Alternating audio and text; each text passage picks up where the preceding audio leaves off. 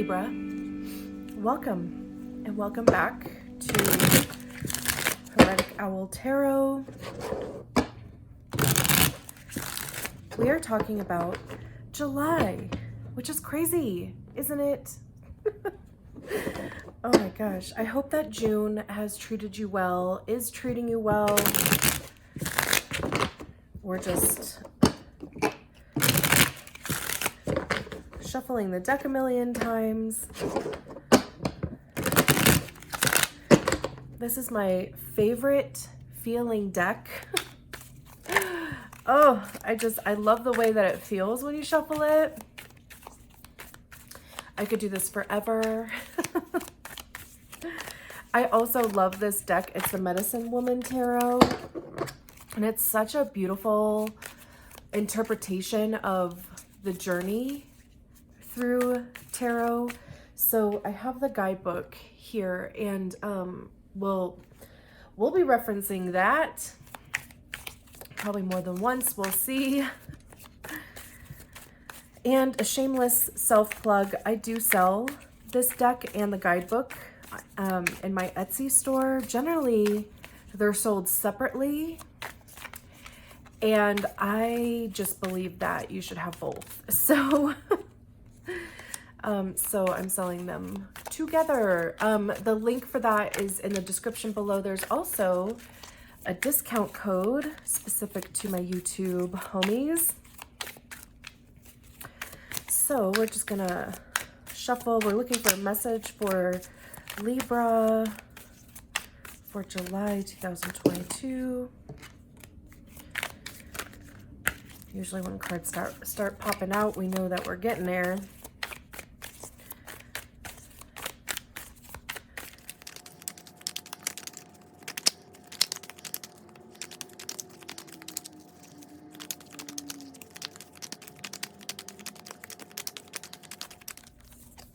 Okay, just two more.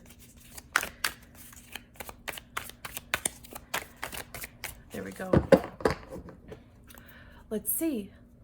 What's the message for you?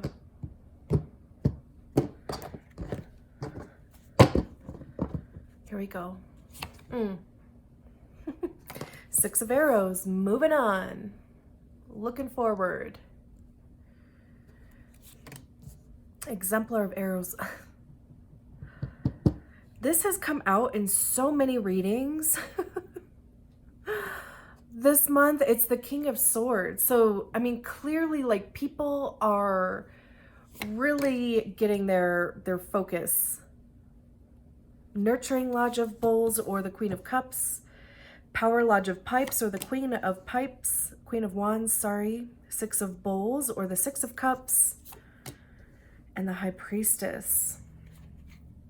And then the Ten of Stones or the Ten of Pentacles. Great. So we'll work our way through each one of these cards. I can tell you, like, it already feels like there's this energy of almost like reconnecting to yourself. Because, you know, like, we start with the Six of Arrows or the Six of Swords, and it looks like they're future focused, right?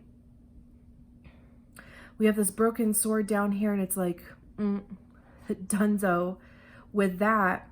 And then, you know, I mean, this looks like the sun, and it's like focusing on the light, focusing on what is it that is going to make me feel good about myself, about my life, about my situation. And then we end with the High Priestess, and just this depiction of the High Priestess. There's this mirror here, and it talks about looking within, like all of the answers that you need are within yourself. So, like I said, you know, we're going to go through each one, each card, but that's just kind of like my initial. So like I said, we start with the Six of Arrows or the Six of Swords here. And generally, the Six of Swords talks about moving on. It's either moving through an energy or moving on from a thing. Swords have to do with our thoughts, our intellect, how we perceive things. I see them as being the card of ego also, because that's generally where we hear our egos and our minds. You know, it's that the filter of all of the stories that we've picked up throughout our journey in life. I'm not good enough. People always leave me. You know, I don't deserve, blah, blah, blah. You know, like all of those things. There's some good in there too, but it's, you know, the not so good as the loudest stuff, and the stuff we tend to listen to a little bit more. But, you know, in this depiction, it almost kind of looks like this, like fast forward action, like these lines here. It looks like there's kind of this like fast movement forward, or at least just like a projection of really looking out to your future. Like what is it?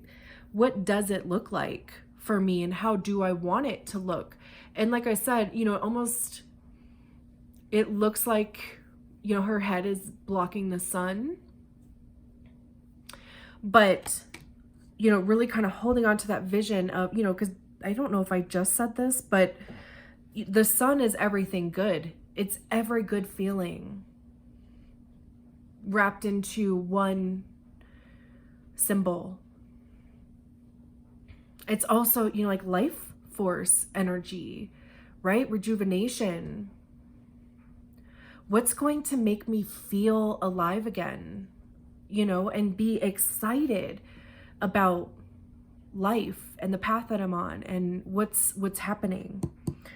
And then we have the Power Lodge of Pipes, or the Queen of Wands.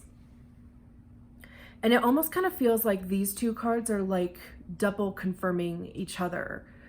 You know, when I think of queens, it's when we embody the energy of the suit. So like we have to understand it first within ourselves before we can share it with other people. And that's where we get to the king. And wands have to do with action, communication. I see them as being the information cards also, whether that's getting information or giving it.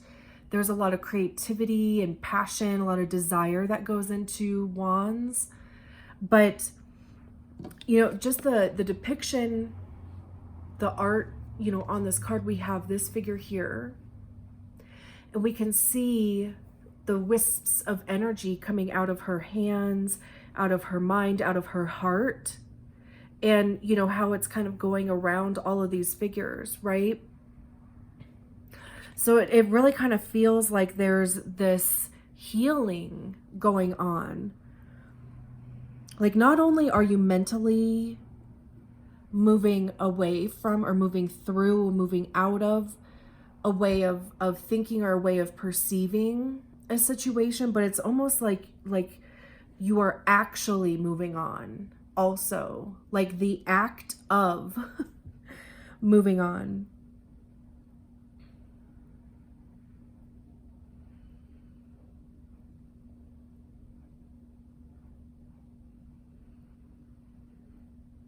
Or even maybe taking action on that. Like, we also have the sun here again.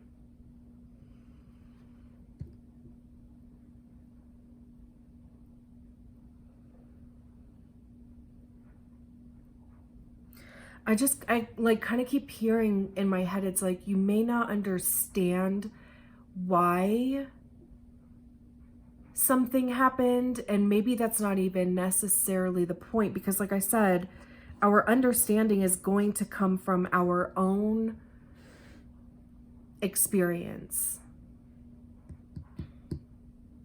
Our own ego is going to, you know, decide that. But it's like, you know, there's this like level of acceptance and like freedom, because, you know, it's almost kind of like you're not allowing those things to tie you down any longer or have such a control over the way that you're feeling or what you're actually doing. And then we have the exemplar of arrows, which is the King of Swords. So again, you know, like swords having to do with our thoughts, kings are the highest expression of the suit. So there is this level of mastery when it comes to, you know, kind of almost like mastering what you allow yourself to think. Like not allowing the negative thoughts, not allowing those intrusive things to come in. There's this child here also. And, you know, I mean, this card specifically, it talks about, you know, kind of handing down that knowledge, the lessons that you've learned and the experiences that you picked up. It talks about, you know, handing that down to younger generations. That certainly can be. But I almost see this too as like inner child work, like helping your inner child understand how or why things might have happened the way that they did. Because, you know, when we're like 3 or 5, 10, whatever, you know, 12, I mean, even 15, 16, right? Like our experience and understanding of emotions and the world and why people are the way that they are and all of the things, right? It's very limited. So when things happen that just kind of, you know, ping us, we kind of come up with our own stories, and it's generally somehow our fault for whatever happened, right? Regardless of if somebody else said it or if we came up with that ourselves. But now, like as an adult, and we have the experiences that we do, and we, you know, we have gone through more, we have more experience with people, we can, you know, really call up that inner child and be like, you know, and as an adult, view a situation and say objectively, because that's what swords are also. There's not necessarily emotion, it's objective and logical when we talk about our mind. But we can objectively say this happened because of. We can also decide, is that a way, like, do we actually feel that way about ourselves? Is that a perception that we actually have about ourselves? Or was it something that was projected onto us by somebody else? Or was it something that we came up with as a child and we can now heal? And I say that with the inner child thing because we have the 6 of Cups or the 6 of Bowls here. Again with the Sun. And this is a card of nostalgia. It's literally thinking about the past. So, you know, with this combo, this is really almost kind of like understanding. And again, it's like this double kind of confirmation thing happening. Like, it's understanding and this level of acceptance of past events. And again, like, you know, as adults, we get to decide who we are. Nobody else gets to decide that for us, which is all the more reason to do the inner child work. Because like I said, right, like we get to decide these, you know, the sabotaging thoughts, the intrusive things, like, you know, are those actual truth or not? And 9 times out of 10, 9.5 times out of 10, it is not the truth. And it is not the actual way that you feel about yourself. So you get to like pour a ton of love, a ton of compassion, a ton of, you know, grace into those wounds. I always kind of see them as being like Horcruxes for my Harry Potter fans, because it's kind of what it is, right? Like, you know, like something happens and it's like, you know, energy gets stuck in that area of life or at that age, at that location, at that, you know, like whatever. And it's like going back and destroying the whole crux, like, you know, really kind of, you know, it's a little bit different because it's almost kind of like you call that energy back into yourself. You cleanse it, you throw a ton of love at it, and you ask it to almost kind of like reintegrate with you. You get it back instead of it being stuck out there. And it's interesting too that these two figures are both in a posture of meditation. This could be an invitation to meditate. This could even be, you know, like seeking out help as far as like a therapist or a coach, somebody who is able to help you navigate through those energies. Because it's definitely, it's not easy. It's heavy. There's a huge amount of vulnerability that goes into it. Like, especially, you know, the things that we have purposefully buried down, locked away, will not even, you know, like think about looking at, right? So, you know, having the help, having somebody who, like I said, like has the experience, has the knowledge on how to help you work through that energy. That could be what the exemplar of arrows is also.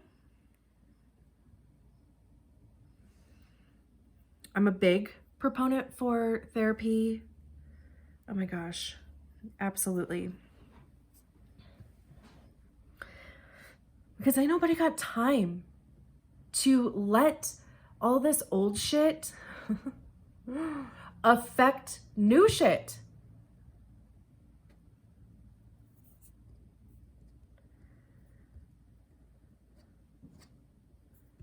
And then we have the nurturing lodge of bowls, which is the Queen of Cups. And this is like pouring that love back into yourself.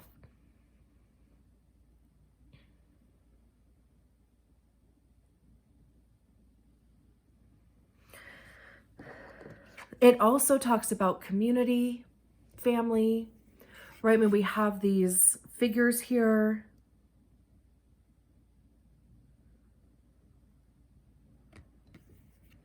There's harvest. I kind of want to read the book. Let me see.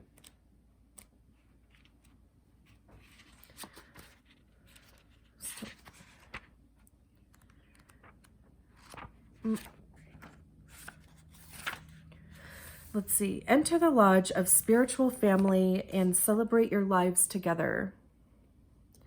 This is the place and time to utilize your stores of nourishment for self and others. Embrace, be in peace, reflect, enjoy. If you cannot fully do this in your life now, there is a lesson here. You have given away too much, saving nothing for the present. You have extended your hands to others so far that you have lost your balance. Go prepare a nurturing space. Renew yourself. Get what you need to fill your space and feel good about sharing once again with others.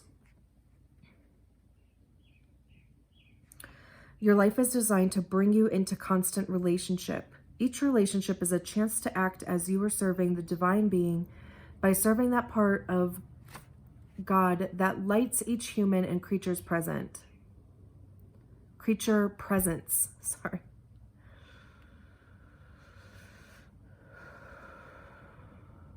Yeah. And that's what I, you know, like, so this journey of, you know, like this healing and just kind of reconnecting to yourself, right? This, again, it's like pouring into your own cup. And that's also like the purpose of that is so you can like almost, you know, kind of reintegrate with people, get involved in a community.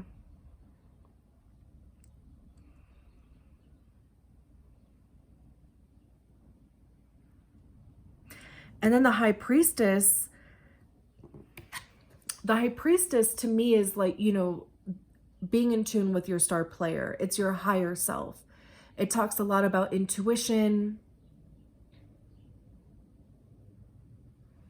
the Seeker, right? And then she's holding on to this mirror. So it's like I was saying before, everything that you need is within yourself.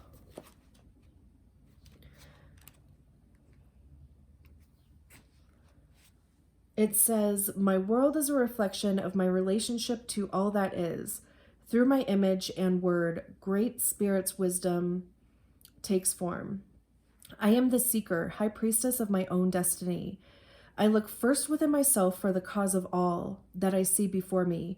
My world is but a manifestation of that which is taking place within my psyche. My soul speaks to me in images, telling me of possibility. I hold in my own mind a book of knowledge of all past events and those to come. I have access to universal memory through my ever-deepening states of meditation and attunement. I am the questioner of all that is, lifting the veils that cloud my inner knowing. There's more, but I'll stop there. Also interesting, okay. If you are not a fan of meditation, I think it's kind of time to become one. And I think people have this idea that meditation is like sitting like this for hours. And, you know, they struggle with it because they're like, I can't get my mind to shut off. And that's not even the point. The point is to allow those thoughts to just kind of like move past you. You don't get stuck on them. You don't get hung up on a thought. You know, you're just, it's like an observer of your thoughts. There does come a time where you are able to get to a point where your mind is blank. Everything's black. It just feels like you're floating. And that may happen for a second. That may happen for 5 minutes, right? Like, there's so many different meditations out there too. Like, I've been doing this meditation that you fall asleep to. And they're just like affirmations. I've done these other meditations where the guy calls in archangels to protect the space. Those have been really cool, like really powerful purging of energies. I've done a lot of like Dr. Joe Dispenza's meditations. I do the Blessings of the Energy Center almost every night. So anyway, you know, it's just interesting that all of these cards down here have like, you know, this person is in a position or a posture of meditation. So is this one. This one's talking about meditation. There's a lot of thoughts going on up here about the way that you feel. This could even be healing your perception of community or even your perception and the way that you feel about your family.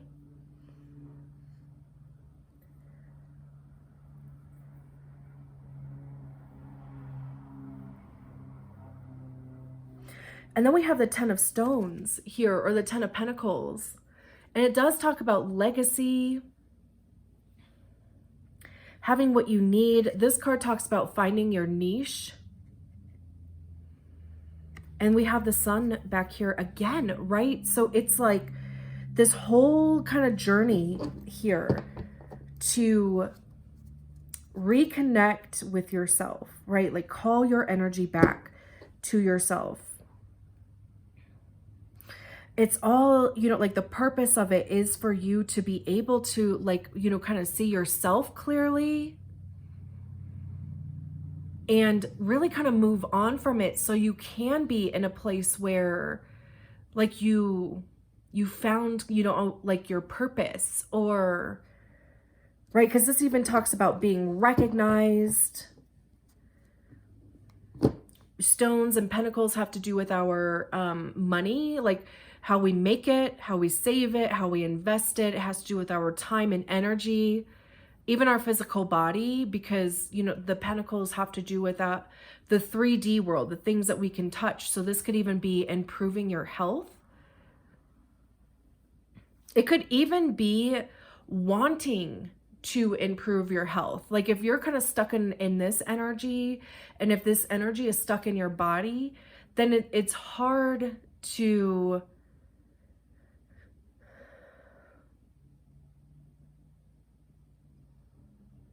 feel good, like in your actual body, right? So it's kind of like, you know, we get this shit moving and it could even improve your health. This also, you know, like the 10 of Pentacles also talks about like family, community, you know, so it's again, like, you know, we kind of have some singular cards over here, and then all of this family, community, friendship, you know, and then even with the 10 of Stones. So it's almost kind of like re-entering.